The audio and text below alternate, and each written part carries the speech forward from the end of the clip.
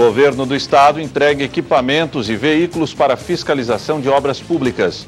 Roubos de carga aumenta durante pandemia do coronavírus. Tribunal suspende retorno às aulas na rede pública e estadual em áreas de risco potencial grave. Eleições 2020. Conheça as regras que devem ser seguidas no dia da votação. E praticamente às vésperas da eleição, ministro do Tribunal Superior Eleitoral conversou com o entrevistador e escritor Jô Soares sobre a importância do voto. No esporte, de virada, Próspera vence Guarani de Palhoça fora de casa e assume a liderança da Série B do Catarinense. E pelo Campeonato Brasileiro da Série C, Tigre encara o Ituano no estádio Heriberto Wilson. E ainda, os fatos que ganharam destaque durante a semana. As principais notícias do dia você confere a partir de agora. No ar pela TV Primavera de Criciúma, Informe Região.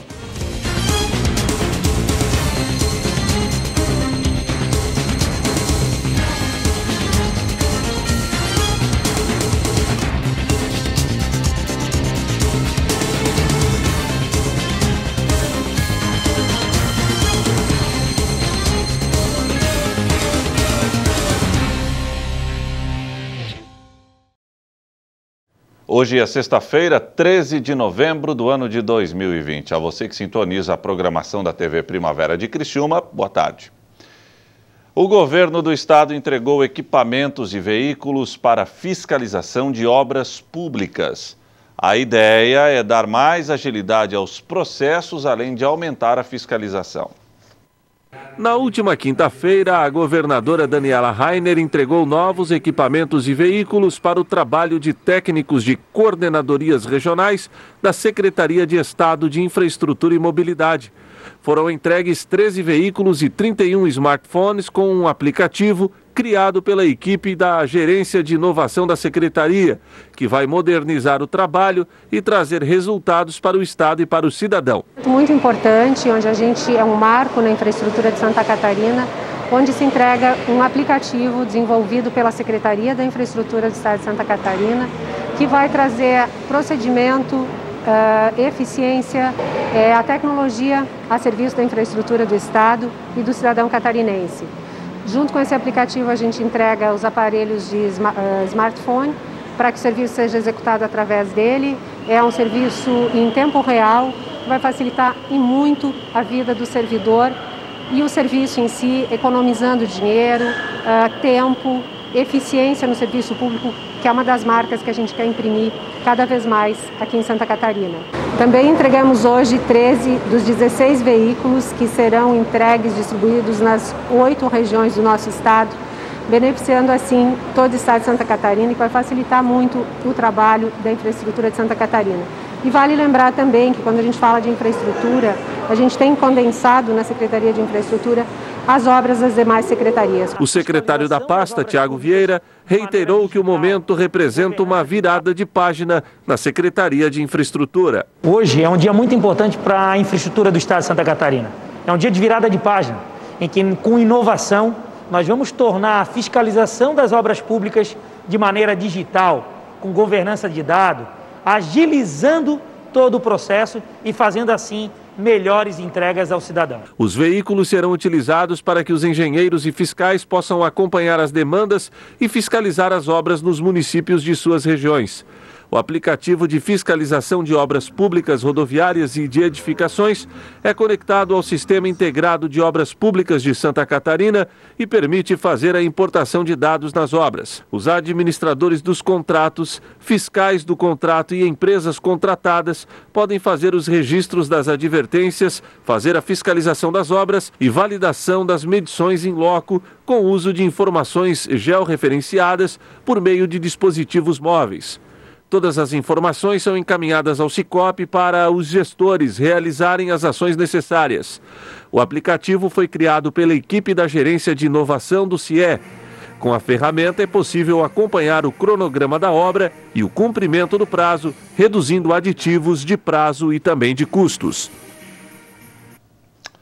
Com o aumento das vendas pela internet durante a pandemia, também houve a necessidade de mais caminhões nas ruas para entregar os produtos. E os criminosos viram nesse movimento uma oportunidade para agir. Produtos farmacêuticos, de higiene e alimentos são as cargas mais visadas pelos bandidos. Por isso, uma campanha para alertar os caminhoneiros está sendo realizada em todo o país. São 37 anos rodando pelas estradas do Brasil. E o Valdemar conhece bem os atalhos e também os perigos desse caminho. 2 vezes ele foi assaltado. Em uma delas, chegou a ficar 8 horas refém dos bandidos. Passar tudo pela cabeça, né? É um tempo que você não sabe o que vai acontecer com você, né? Porque ali eu ia morrer, mas graças a Deus, misericórdia de Deus, eles me liberaram, né? Acho que Deus estava comigo, tem estado comigo sempre. Junto com a carga pesada, os caminhoneiros carregam o medo dos assaltos. No ano passado foram registrados 18.300 casos de roubos de cargas nas rodovias do país. O prejuízo foi de 1,4 bilhão de reais. Esses vídeos mostram alguns casos. A câmera instalada na cabine mostra o motorista sendo rendido. O criminoso entra pela janela. Agora um exemplo da ousadia dos bandidos. O assaltante chega a ficar pendurado do lado de fora da cabine do caminhão. Em alguns casos, a polícia conseguiu prender os criminosos. Nesse outro vídeo, o motorista desce correndo do caminhão ao ver os policiais que abordam o veículo. E durante a pandemia, as empresas de transporte tiveram que redobrar os cuidados. Isso porque as vendas pela internet aumentaram muito. E com isso, o movimento de caminhões nas estradas para entregar esses produtos também cresceu. Muitos criminosos aproveitaram para agir. E as cargas mais visadas foram os produtos farmacêuticos, de higiene pessoal e também alimentos. Esse especialista em segurança pública acredita que a falta de rigor da lei contribui para o aumento dos casos. As penas são muito pequenas para que você desestimule a ação criminosa. Por você que não sabe a origem daquele material, não adquira, porque é receptação. Mesmo que você só tenha culpa, que você não tenha certeza, a receptação culposa é de 1 a 4 anos de reclusão. Mesmo para o comerciante, que pode chegar até 8 anos de reclusão, ele vai ficar no máximo 1 ano, no máximo 1 ano e meio na prisão, com restrição de liberdade. Então acaba sendo um incentivo, nós precisamos rever esse processo. Nós estamos falando de crime contra a economia popular, nós estamos falando de crime contra a nossa sociedade de uma forma geral. É alimento, é remédio. Então nós temos que tomar muito cuidado. As penas ainda são muito frágeis diante do espectro desestímulo. Muitas pessoas acham que o custo-benefício vale a pena ainda. E a preocupação com os roubos de cargas motivou a realização de uma campanha nacional de alerta aos caminhoneiros. A ação está sendo realizada pelo SEST, o Serviço Social de Transportes, e pelo SENAT, o Serviço Nacional de Aprendizagem de Transportes. Postos de atendimento como esse foram montados em diversas estradas do país. E aqui o motorista recebe atendimento odontológico, orientação nutricional e também dicas de segurança para se proteger contra os roubos. Para você ter uma ideia, às vezes é um motorista que para num posto para dar uma cochilada e é abordado, ou então ele pega um ajudante na estrada, ele faz uma rota diferente da rota que ele está acostumado a fazer e acaba sendo surpreendido. Então são questões muito importantes de percepção para que ele não passe por uma situação muito ruim e não só pelo prejuízo da carga, mas principalmente pelo prejuízo humano. Seu José Maria foi um dos caminhoneiros que passaram pela tenda de atendimento. Assim como muitos colegas de profissão, ele também já foi assaltado e conhece bem esse perigo. Todo tempo eu achei que se não der certo o roubo deles, eles iam matar nós. A maioria dos roubos que não dá certo, eles matam a gente. Mata a pessoa. Medo é constante. Medo sempre. Medo sempre. Portanto, a gente para dormir, a gente já dorme com toda hora, qualquer balangadinho, um vento que balangar o caminhão, a gente já pensa que está acontecendo alguma coisa. O que acontece é eles quebrar o vidro e cair lá dentro. Para o José Maria, as dicas de segurança foram bem-vindas. Afinal, ele já está há 30 dias longe de casa. E tudo que ele quer é voltar logo para rever a esposa. Bem, eu estou indo para casa, estou chegando. Até sexta-feira eu estou aí. Um abraço para você, um beijo. A seguir, Tribunal suspende retorno de aulas na rede pública estadual em áreas de risco potencial grave.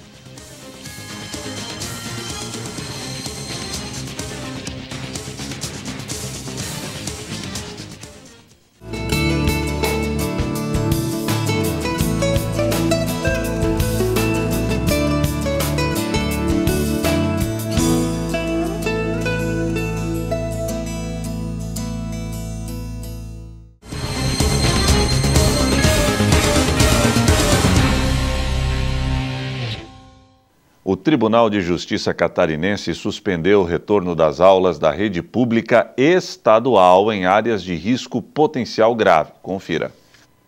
O Tribunal de Justiça, em decisão monocrática do desembargador Paulo Ricardo Bruschi, determinou a suspensão do retorno das aulas presenciais nas escolas da rede estadual de ensino localizadas nas áreas de risco potencial grave, previsto originalmente nas portarias conjuntas, ambas de 6 de novembro deste ano. No texto, o desembargador afirmou que o número de casos confirmados ou sob suspeita de Covid-19 apresentou um novo crescimento conforme informações recentemente divulgadas, tornando temerária a retomada das aulas presenciais também nas áreas de risco potencial grave, especialmente por demandar maiores cuidados e preocupações, não apenas por parte das autoridades públicas, mas também por todos os demais setores da sociedade, justificou o magistrado ao deferir parcialmente o pleito contido em mandado de segurança coletivo proposto pelo Sindicato dos Trabalhadores em Educação na Rede Pública de Ensino do Estado de Santa Catarina, o SINT. A entidade sindical, entre outros argumentos, sustentou que a retomada das atividades educacionais neste momento irá expor ao contágio os profissionais da rede pública estadual de ensino, notadamente diante da ausência de uma vacina eficaz para o combate do vírus. A decisão de Bruschi abrange apenas as escolas estaduais da rede pública de ensino. Eleições 2020. Domingo é o dia de ir às urnas e escolher prefeitos e vereadores para todos os municípios brasileiros. Conheça agora as regras que deverão ser seguidas no dia do pleito. No dia 15 de novembro, mais de 5 milhões de eleitores catarinenses vão escolher prefeitos, vice-prefeitos e vereadores em 295 municípios. Para garantir uma votação tranquila e o pleno exercício da democracia, o Tribunal Superior Eleitoral reforça algumas regras a serem seguidas no dia do pleito. Por conta da pandemia de Covid-19, será obrigatório o uso de máscara, determinado pelo Plano Nacional de Segurança Sanitária. A gente recomenda ao eleitor que utilize a sua máscara do momento que sair de casa até o seu retorno. Isso garante a saúde do eleitor em todo o trajeto, né? Não só lá na sessão eleitoral, mas desde o momento que sair de casa. A gente recomenda também que o eleitor leve a sua própria caneta para assinar o caderno de votação. A sessão eleitoral ela terá todo o material, inclusive caneta. Mas a gente sugere que o eleitor, podendo levar a própria caneta, ele vai ter que assinar o caderno de votação, porque esse ano a biometria foi dispensada. Então, a urna não fará aquela leitura da biometria do eleitor, justamente para evitar que o eleitor permaneça muito tempo na sessão eleitoral. Mas o que é permitido ao eleitor no dia da votação? É permitida a manifestação individual e silenciosa do eleitor, como camisetas, bandeira, broches, dísticos e adesivos em veículos particulares. A única propaganda eleitoral permitida é a do próprio eleitor e sempre de forma silenciosa. A gente não recomenda também que os eleitores se aglomerem nos locais de votação, em hipótese alguma esse ano, por conta do Covid, né? E também para evitar uma aglomeração com pessoas com o mesmo tipo de camiseta, mesma cor. Então, a gente recomenda que o eleitor saia de casa para votar e retorne. Não fique no local de votação, não coma, né, não faça alimentação nenhuma no local de votação, né, que ele retorne para garantir a segurança dele. Se achar necessário, o eleitor pode levar para a cabine de votação uma cola com o número dos candidatos que escolheu. Toda a propaganda que tenha sido divulgada na internet antes do dia da eleição também é permitida. Além disso, nos crachás que vão identificar os fiscais de partido nos trabalhos de votação, podem constar o nome e a sigla do partido ou coligação. E o que é proibido? De acordo com a legislação eleitoral, é proibida a manifestação coletiva no dia da votação, bem como a abordagem a eleitores, distribuição de brindes e boca de urna. A legislação proíbe ainda o uso de alto-falantes e amplificadores de som e realização de comícios ou carreatas durante a votação. Alto-falante no dia das eleições é absolutamente proibido. O próprio candidato fazer boca de urna, ele também tem a proibição. O eleitor pode encaminhar pelo pardal, pode fazer vídeo, pode pode fazer a denúncia ali pelo nosso aplicativo, tá? Comícios também não são permitidos no dia da eleição. A gente não recomenda nem que o eleitor ou o grupo faça aglomerações nos locais de votação. A publicação de conteúdos ou o impulsionamento de publicações na internet no dia da eleição também são proibidos. É importante lembrar que durante a votação, tanto os juízes eleitorais quanto os presidentes de sessão exercem poder de polícia, podem atuar para acessar qualquer irregularidade e assegurar o bom andamento dos trabalhos. Bom, e praticamente às vésperas das eleições municipais, o presidente do Tribunal Superior Eleitoral, ministro Luiz Roberto Barroso, participou de um bate-papo bem descontraído com o ator, escritor e entrevistador Jô Soares. A conversa inicia falando sobre a importância do voto, inclusive para pessoas idosas. Pessoas com mais de 70 anos não precisam votar, mas melhor que votassem. Até porque hoje a expectativa de vida subiu muito e, portanto, se Deus quiser, você ainda tem muitos anos pela frente e deve interferir na vida da sua cidade e do seu país. Que mensagem você mandaria para as pessoas idosas que têm dúvida de ir ou não votar? Eu acho que se tem a vontade, tem que ir. E eu acho que a pessoa que quer votar, vai votar, nem que seja de cadeira de rodas. Como é que você pode limitar a idade do voto? É como você limitar a idade da vida. Enquanto estiver vivo é cidadão, né? Exatamente. Olha, essa frase é uma beleza. As pessoas vivem no município, não é na União, nem no Estado. As pessoas vivem em São Paulo e no Rio. E o prefeito é o grande responsável pelo ensino fundamental, que é a coisa mais importante que um país pode fazer, eu penso, pelos seus filhos. É responsável pela saúde básica, é o município, e agora, pela nova legislação, é o grande responsável pelo saneamento básico, que é a grande política pública de saúde em que nós estamos muito atrasados. De modo que a eleição municipal passou a ser muito importante. O voto é a única maneira de você conseguir mudar as coisas que te desagradam. E é através da insistência no voto que você consegue as coisas. E eu espero também que sempre as pessoas votem pensando em uma frase do Milor Fernandes, que para mim era um sábio, um filósofo. Ele diz o seguinte: todo país depende de duas coisas fundamentais: cultura e tecnologia de ponta. Então, na hora de votar, que as pessoas escolham, que as pessoas pensem, sabe? Não pode votar por causa de uma camiseta. Há quanto tempo você parou com o seu programa de entrevistas? Que ano você parou? Não me lembro. Eu sei que ficou no ar 30 anos, entre o SBT e a Globo. Uhum. Ficou 27 anos exatamente, que já foi uma boa rodada. Não, extraordinário. Você cansou ou acabaram os entrevistados? Não, eu acho que o entrevistado não acaba nunca, porque, você vê, eu entrevistei 15 mil, e é claro que quando todo mundo tem uma história para contar. Agora, ministro, eu quero dizer o seguinte, que quando teve, antes da eleição para presidente, eu dizia, olha, nada me preocupa, porque ninguém vai derrubar ou mexer com isso aqui, né?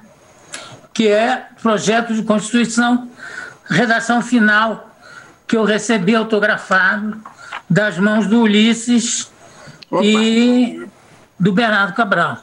Uhum. E eu guardo isso aqui ainda batido à máquina. É computador, sim. Mas com letrinha. Enfim, e eu dizia, ninguém pode mexer nisso de uma forma arrasadora, não dá. O pessoal acha que tem artigo demais, eu acho também, podia ser mais enxuta, porém, é melhor ter a mais do que ter a menos. Mas, Jô, eu queria uma declaração, uma frase sua, assim, você que sempre foi um mestre do diálogo respeitoso, que mensagem você mandaria para as pessoas que caíram nessa polarização, nesse mundo de intolerância? Qual um recado que uma pessoa vivida, iluminada como você mandaria? Eu tenho uma visão otimista do Brasil. Eu acho que a gente ainda chega lá. Fica difícil quando acontece esse nível de disputa, de oposição, de só xingar. Eu acho que cada um lado deve parar para pensar no país como um todo, porque não é possível que o Brasil chegue à decadência antes mesmo de ter tido apogeu. A seguir, de virada, Próspera venceu o Guarani de Palhoça fora de casa e assumiu a liderança da Série B do Campeonato Catarinense.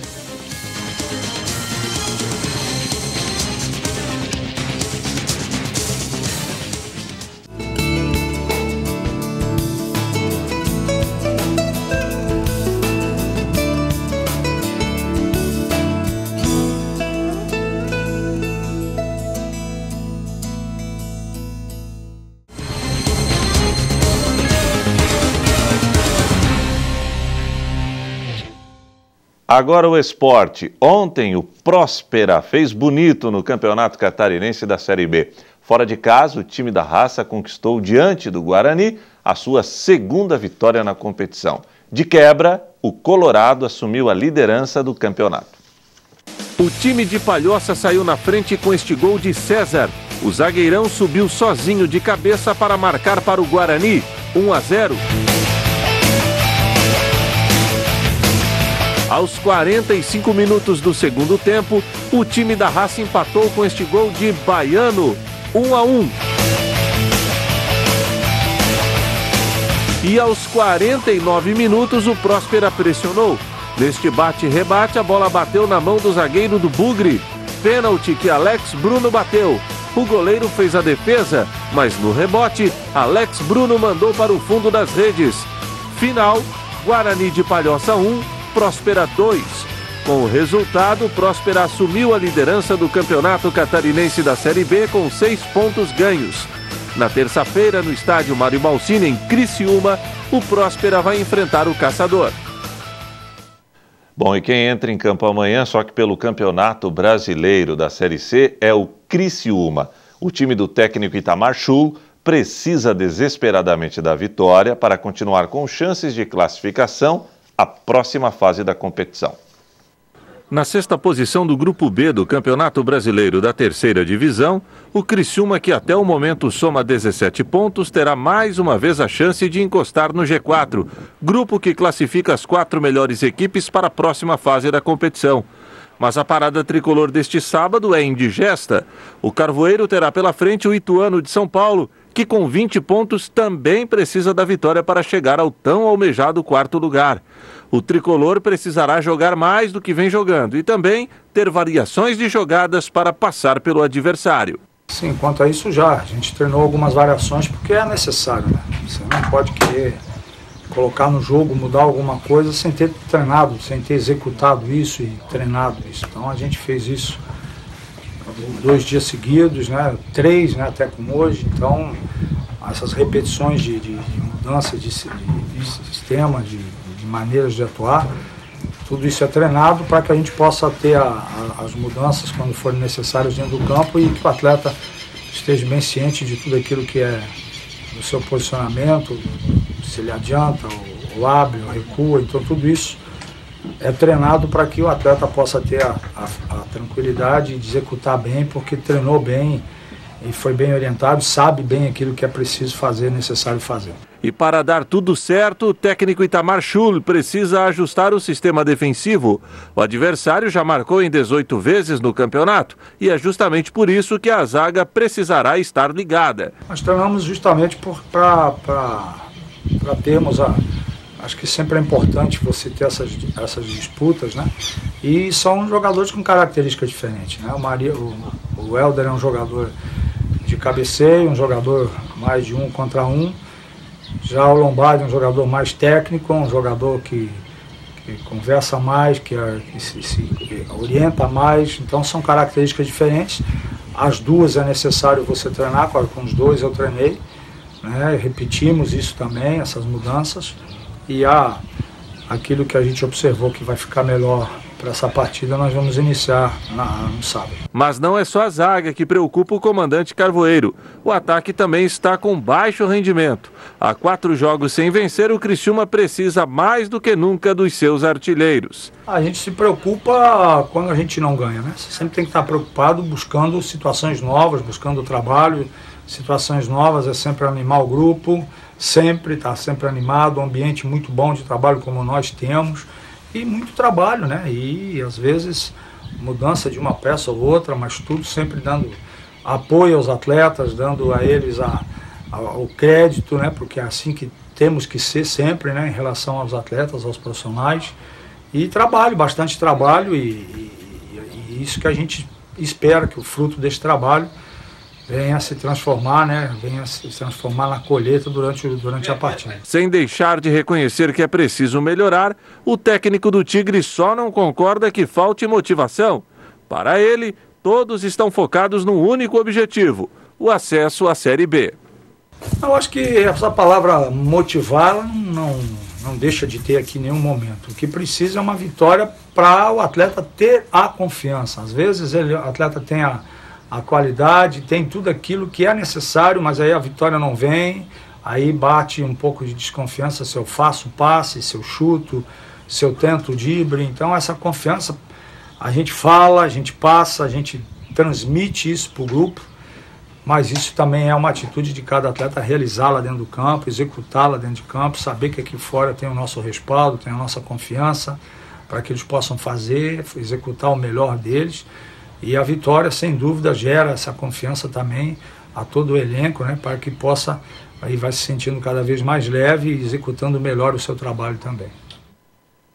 E para fechar o Informe Região desta sexta-feira, vamos conferir os fatos que ganharam destaque durante a semana. Segunda-feira, presidente Jair Bolsonaro visita pela 4ª vez o estado de Santa Catarina. A vida se faz de momento. Eu aqui estou me sentindo o 15 de dezembro de 1977, quando também me formei. É uma data inesquecível que os marcará para sempre. 13º salário deverá injetar 208 bilhões de reais na economia nacional. O 13º, ele é um oxigênio adicional para a economia. Muito dinheiro adicional, porque muitas famílias utilizam para compras de final de ano, presentes de Natal, enfim, investimentos do ano seguinte. Então é um recurso que ajuda bastante a melhorar os resultados que a gente geralmente observa no final de ano para a economia. Terça-feira, denúncias sobre fraudes e empréstimos consignados chegam ao Procon de Criciúma. Realmente, nos últimos dias, estamos recebendo uma série de reclamações dos consumidores idosos, dando conta que no seu benefício previdenciário está vindo um desconto, que eles desconhecem. Um pouco mais a fundo, eles perceberam que é um empréstimo consignado, só que eles não autorizaram esse empréstimo consignado. STF retira da pauta a ação do PSOL que quer impor ideologia de gênero às escolas. Eles negam a ciência, negam a própria biologia e querem transferir para as nossas crianças, que são paredes em branco, eles querem começar a pintar esse absurdo que é transvestir as nossas crianças. Quarta-feira, construtora criciumense é finalista do prêmio CEBIC de Inovação e Sustentabilidade. Ele é um empreendimento que ele é feito na fábrica e ele é feito só a montagem no canteiro. Então as paredes externas do empreendimento, ela é uma parede de concreto, que a gente chama de parede de concreto autoportante, né? Que é uma parede de 10 centímetros de concreto puro, as paredes internas em drywall, forro em gesso e todos os acabamentos como um apartamento normal, né? Novembro Azul. Cirurgia robótica revoluciona o tratamento do câncer de próstata. Lembrar então que o robô faz exatamente o que o médico comanda ali sentadinho no console, tá? Ele replica os movimentos do cirurgião de uma maneira bastante precisa filtrando todo o tremor e oferecendo para o cirurgião um zoom de 10 a 15 vezes, tá? Com essa visão tridimensional. Quinta-feira, médico criciumense está preocupado com o aumento expressivo de casos de Covid-19 na cidade. 30 dias atrás, nós tínhamos pouco mais de 20 pessoas internadas, né? Há 2 dias atrás, eu não tenho os resultados de hoje, nós tínhamos 84 pacientes internados, né? Então nós quadruplicamos esses números. Na pior época da pandemia, nós tínhamos em torno de 100 pacientes internados. E naquela época as pessoas estavam se cuidando muito. Agora nós temos um problema, que os números estão crescendo e as pessoas estão abandonando essas medidas que são desagradáveis, mas sabemos que são efetivas. O governo lança conjunto de medidas para a retomada do turismo no país. A você, turista, nós podemos afirmar que o turismo brasileiro está preparado para recebê-lo. Procure os estabelecimentos que contêm o selo do turismo responsável. São mais de 23 mil estabelecimentos em todo o Brasil, obedecendo todos os protocolos de biossegurança. E o Informe Região desta sexta-feira fica por aqui. Eu voltarei amanhã, no finalzinho da manhã, com mais uma edição do Boletim Primavera. Para você, uma boa noite, bom final de semana e até a próxima, se Deus assim permitir. Tchau.